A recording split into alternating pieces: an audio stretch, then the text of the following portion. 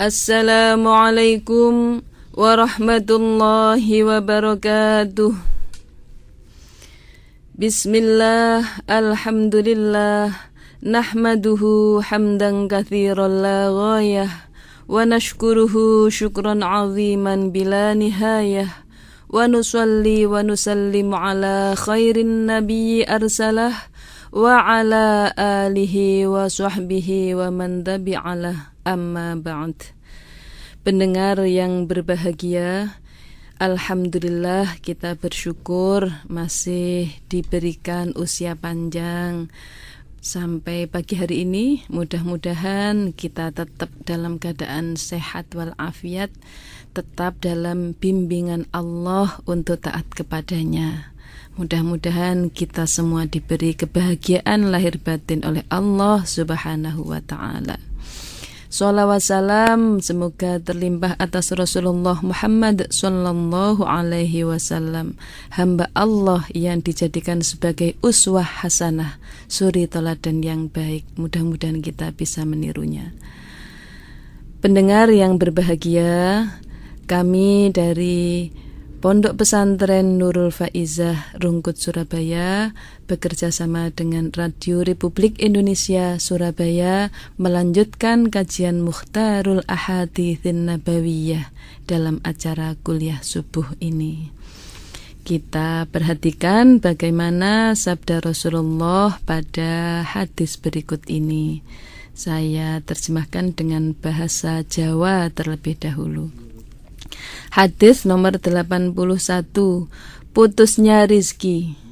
Idza taroka nalikane wus ninggal sapa al abdu hamba ad-du'a ing donga lil walidaini kanggo bapak ibu, kanggo wong tuwa loro, fa innahu maka setuhune iku yang qati'u mutusake, yang qati'u putus anhu saking abad ar-rizqu rizki. Wa idza taroka apabila meninggalkan al-abdu hamba ad-du'a lil walidaini pada kedua orang tuanya, fa innahu maka sesungguhnya meninggalkan doa itu yang qati'u bisa memutuskan anhu darinya ar-rizqu rizki. Apabila seorang hamba tidak mendoakan kedua orang tuanya, maka rizkinya akan terputus darinya. Berbakti kepada kedua orang tua itu wajib hukumnya. Barang siapa yang tidak berbakti kepada kedua orang tuanya, berarti ia telah melakukan dosa besar. Berbakti kepada kedua orang tua bukan hanya sewaktu mereka masih hidup, bahkan sudah mereka tiada pun tetap diwajibkan berbakti kepada mereka. Salah satu caranya ialah dengan mendoakan mereka, memohonkan ampunan buat mereka kepada Allah. Barang siapa yang tidak berbakti kepada kedua orang tuanya, yang tidak mau mendoakan orang tuanya, niscaya rizkinya akan terputus. Atau dengan kata lain, salah satu di antara azab yang diterima di dunia ialah sulit mendapatkan rizki. Pendengar yang berbahagia, ternyata sangat erat hubungannya birrul walidain dengan rizki yang barokah. Kalau kita berbakti kepada orang tua, kita menyenangkan dengan ucapan, dengan tindakan. Kalau kita mampu dengan pemberian sesuatu yang menyenangkan, apa berupa uang, berupa baju, berupa makanan, berupa apa saja yang keduanya senang. Kalau kita menyenangkan itu, maka Allah akan memberikan kita, si anak yang berbakti itu, rizki yang halal, yang barokah. Tetapi kalau kita tidak birrul walidain, termasuk salah satunya tidak mau berdoa untuk ayah ibunya, bisa juga berdoa ketika ayah ibunya sudah meninggal, atau juga berdoa ketika ayah ibunya masih hidup. Makanya kalau setelah sholat kita diajari untuk membaca istighfar astaghfirullahaladzim li waliwalidayya. Ya Allah, minta ampun untuk saya dan untuk bapak ibu saya. Warhamhuma kama rabbayani shaghira, dan sayangilah keduanya sebagaimana mereka berdua menyayangiku waktu kecil. Wali ashabil huquqil wajibati aliyya, dan seterusnya. Dan bagi orang-orang yang ada hubungan hak dan kewajiban dengan saya, yaitu saudara-saudara, kerabat itu. Maka para pendengar, berdasarkan petunjuk Rasulullah ini, supaya kita rajin berdoa untuk orang tua kita. Minimal setelah habis sholat supaya kita mendoakan orang tua. Kalau tidak mendoakan orang tua, putus rizkinya. Kalau mendoakan orang tua berarti sambung rizkinya. Nabi pernah bersabda pada hadis yang lalu bahwa ada 2 dosa, ada 2 perbuatan salah manusia di dunia ini yang azabnya, siksanya tidak nunggu di akhirat nanti, tapi sudah disegerakan di dunia ini. Yaitu yang pertama, aqul waliden, durhaka pada orang tua. Dan yang lain adalah al-baghyu, orang yang pekerjaannya berzina atau pezina. Itu susah hidupnya sudah diberikan ketika di dunia sekarang. Pada masa dewasa atau pada masa tua itu akan merasakan. Dan itu sabda Rasulullah, mesti benar itu. Makanya kita hindari durhaka pada orang tua, kita hindari perbuatan zina. Itu yang diharamkan oleh Allah Subhanahu wa ta'ala. Kalau Allah mengharamkan, berarti perbuatan itu negatifnya, kejelekannya sangat besar. Maka Allah melarangnya sampai pada hukum haram. Kalau itu kejelekannya hanya sedikit, Allah memberi hukum makruh saja. Nah, untuk itu para pendengar, kita sekali lagi, mari kita berbakti kepada orang tua. Kalau berkata dengan kata-kata yang mulia, kata-kata yang halus, kata-kata yang baik, yang menyenangkan. Kalau kita bertindak tanduk, bertingkah laku di depannya, di hadapannya dengan tingkah laku yang sopan, adalah tidak etis, tidak sopan jika seorang anak duduk di atas lalu ada ibu duduk di bawah. Kalau orang tuanya duduk di bawah, ya anaknya jangan duduk di atas. Minimal menyamai orang tuanya duduk sama-sama di bawah. Itu salah satu tingkah laku birrul waliden. Bicaranya jangan membentak, jangan menghardik, apalagi memukul. Nah, kalau kita sudah mampu, kita sudah diberi rezeki oleh Allah, sebagian rezeki kita bagikan, kita serahkan, kita haturkan kepada orang tua kita. Pasti itu doanya baik, dan doanya orang tua itu mustajabah untuk anak. Doa untuk anak dikabulkan oleh Allah. Nah, itu makanya Allah mewajibkan birrul walidain.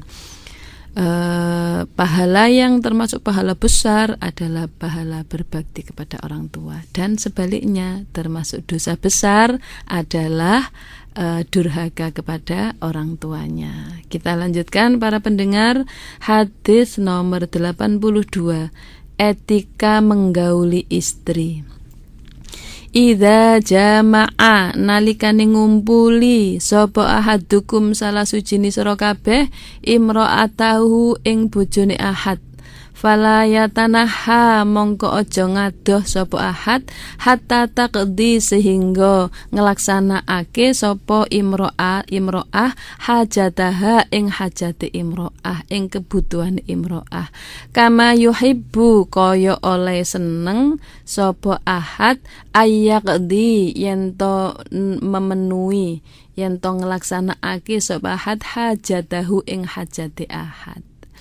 Idza jama'a, apabila jima', apabila berkumpul, apabila bersenggama, bersetubuh, ahadukum salah satu dari kalian, imra'atahu dengan istrinya, falayatanaha, maka jangan menjauh, hatta taqdi, sehingga memenuhi hajataha, kebutuhannya istri, kama yuhibbu, sebagaimana senang, ayyaqdi, jika suami memenuhi hajatahu, hajatnya suami. Apabila seseorang di antara kalian menggauli istrinya, maka janganlah ia menjauh sebelum ia menunaikan hajatnya, sebagaimana ia pun suka menunaikan hajatnya. Hajat istri ditunaikan sama-sama dengan hajat suami juga ditunaikan. Agama Islam agama yang mengatur kehidupan manusia dari segala aspeknya, sehingga masalah menggauli istri pun diatur oleh Islam dengan cara yang baik.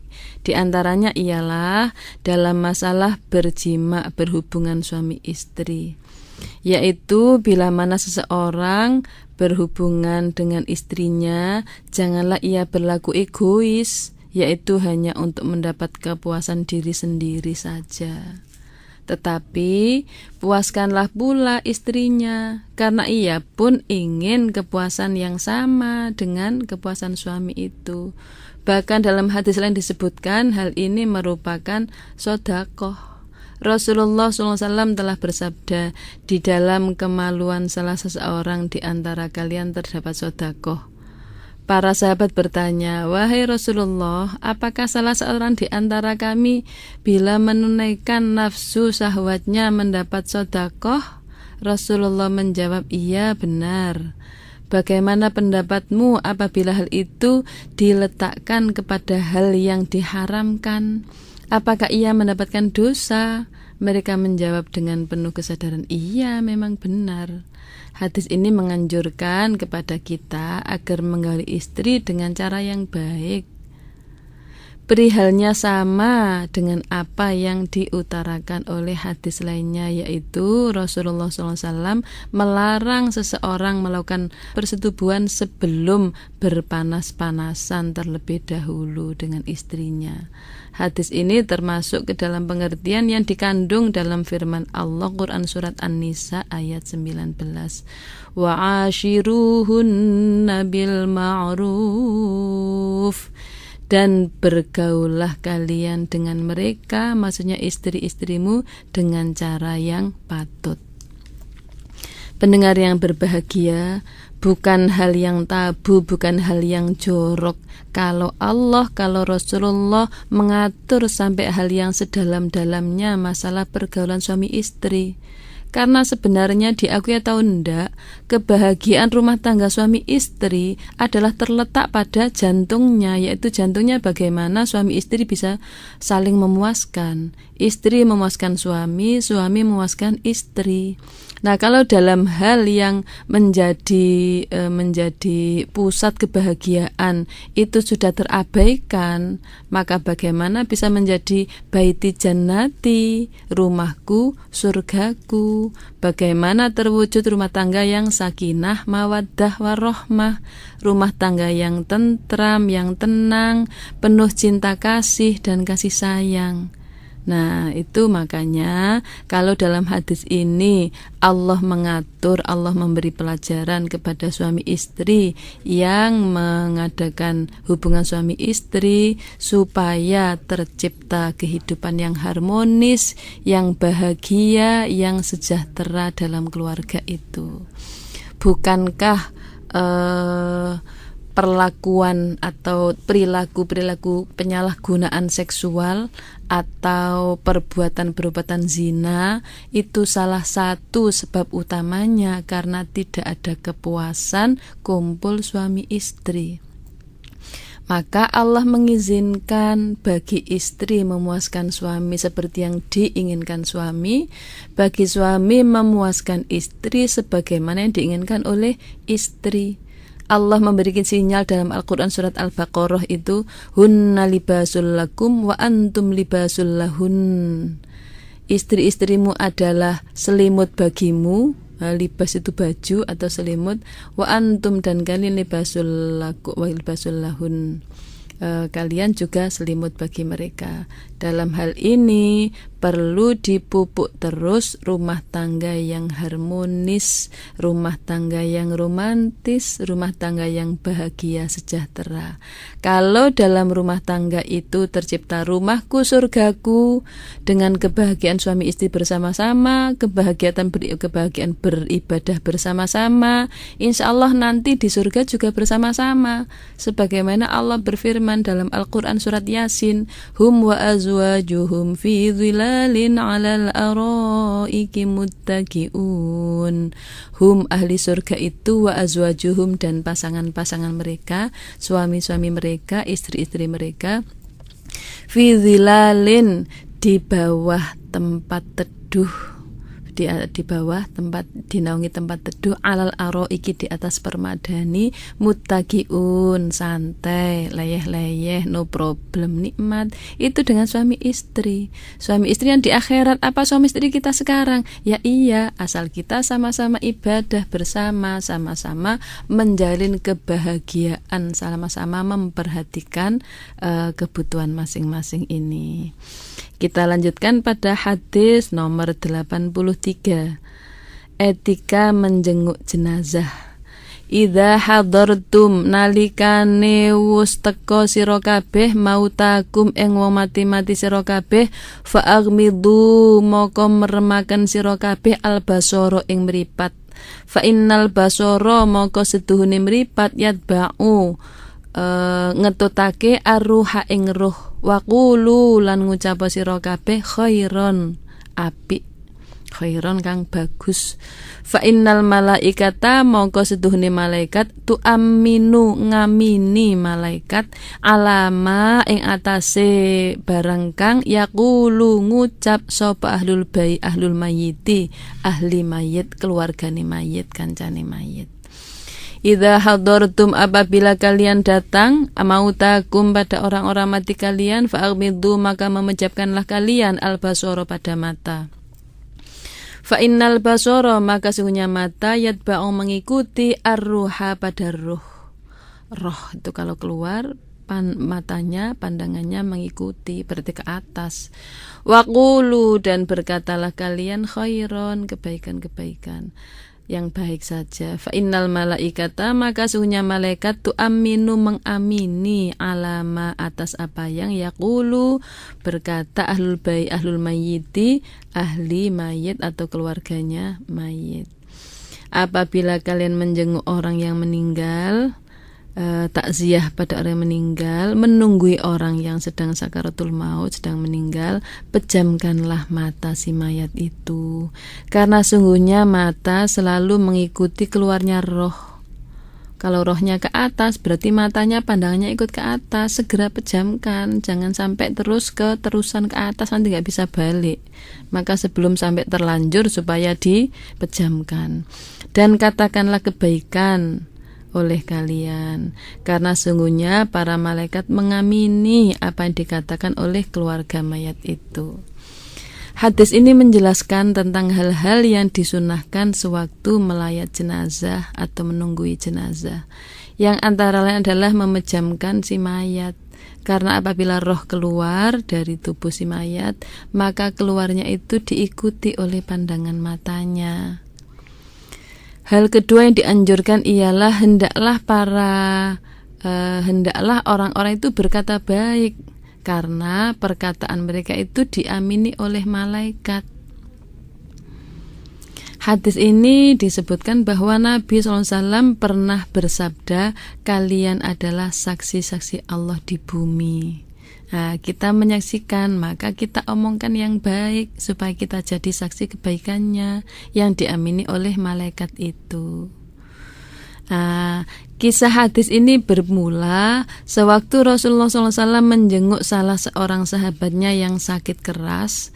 Ketika Nabi itu sampai kepadanya, beliau menjumpainya telah tiada dalam keadaan mata yang terbelalak ke atas. Lalu beliau memejamkan matanya seraya mengatakan bahwa ia telah wafat. Maka saat itu seluruh keluarganya menangis. Kemudian Rasulullah SAW bersabda, katakanlah yang baik-baik, karena sesungguhnya para malaikat mengamini apa yang diucapkan oleh keluarga mayat itu. Nah, kalau kita menjadi saksi yang baik, biasanya sebelum jenazah diberangkatkan itu ada sambutan.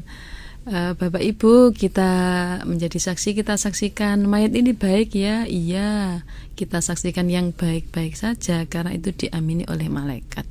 Adapun kalau ada nggak baiknya, ya Allah yang maha tahu dan Allah yang maha bijaksana. Kalau kita ngomong jeleknya, namanya ngerasani. Orang yang dirasani sudah mati, kan nggak bisa minta maaf. Masya Allah, celaka sekali kalau kita sampai membicarakan kejelekan orang yang sudah meninggal, karena kita sudah tidak bisa meminta maaf kepadanya. Jadi di sini kalau ada orang mati lalu matanya terbelalak ke atas, itu tidak sebagai tanda bahwa orang itu jelek, mati ini melirik, bukan itu. Bukan tanda itu orang jelek, karena matanya mengikuti arah rohnya keluar. Keluarnya kan dari ubun-ubun ya. Kalau ditarik oleh malaikat Israel, roh itu lepas dari kaki dulu, kakinya terus dingin ya. Kemudian ke atas, di perutnya masih gerak-gerak karena rohnya belum melewati perut. Terus ke atas, perutnya sudah nggak gerak, tapi dadanya masih gerak. Sudah nggak ada, di perutnya sudah nggak ada rohnya, sudah ditarik ke atas. Lama-lama terus di dadanya sudah nggak ada gerak. Setelah itu sudah keluar rohnya lewat atas, makanya matanya melihat ke atas, mengikuti arah roh itu keluar. Nah, kita disuruh memejamkan mata. Berkata yang baik termasuk mendoakan pada mayat itu. Orang yang baik akan sampai kalau kita doakan. Kalau nggak baik, doa kita tidak sampai. Doa kita akan terhalang. Makanya Rasulullah bersabda itu, awaladin sholihin yad'ulah, atau anak soleh yang mendoakan. Walad itu bukan anak kandung. Kalau anak kandung itu ibnun atau bintun. Waladin sholihin berarti anak manusia yang baik yang mendoakan. Itu diterima oleh Allah, asal yang kita doakan orangnya Islam juga, orangnya baik juga, orangnya taat pada Allah juga. Kalau kita sering mendoakan orang lain, maka insya Allah kita banyak didoakan oleh orang lain. Demikian para pendengar yang berbahagia, sampailah kita di akhir pertemuan kuliah subuh ini. Saya dari Pondok Pesantren Nurul Faizah Rungkut Surabaya, bekerja sama dengan RRI Surabaya, menyampaikan